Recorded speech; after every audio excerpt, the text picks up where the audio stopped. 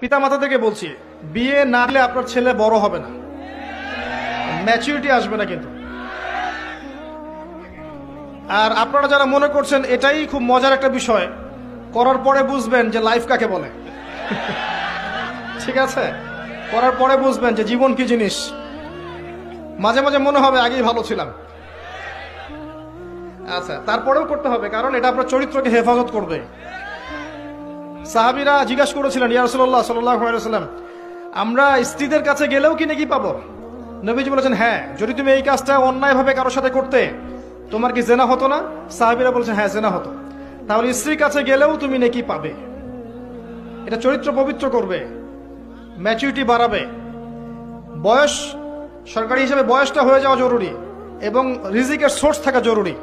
হালাল রিজিকের সোর্স না থাকলে বিয়ে করতে যায় না। ভালোবাসা জানালা দিয়ে পালাতেও পারে। তখন বিয়ে করবেন জাস্ট যখন আপনি কবুল বলবেন আল্লাহ পাকের কালিমাকে সাক্ষী রেখে, আপনি ফিল করবেন যে তখনই আল্লাহর পক্ষ থেকে এই অপরিচিত একটা মানুষের প্রতি আপনার একটা মহব্বত তৈরি হবে। এটাই ভালোবাসা।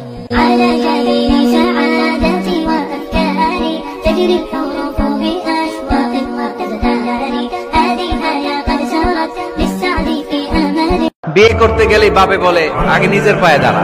তো এতদিন কার পায়ে দাঁড়াইছে? ছেলে মেয়েদেরকে সাহস দেন, ছেলেও পড়বে।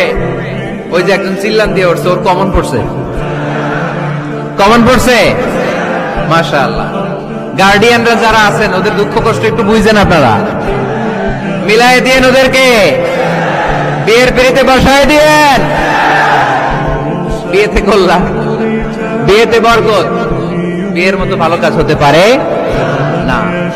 এবার তো যুবকরা বলবো যে ভাই বিয়ে শাদী তো দেয় না, কি করবো? আমি পরামর্শ দিচ্ছি বড় ভাই হিসেবে, প্রথমে হালাল রিজিকের সোর্স করতে হবে।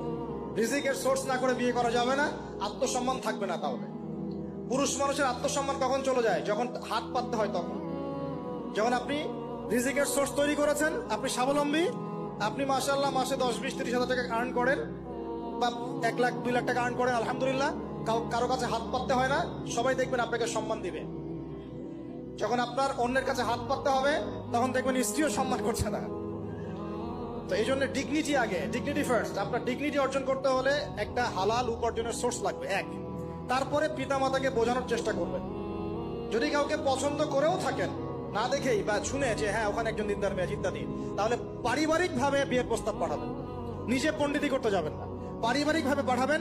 যদি রাজি হয় আলহামদুলিল্লাহ, রাজি না হলে কি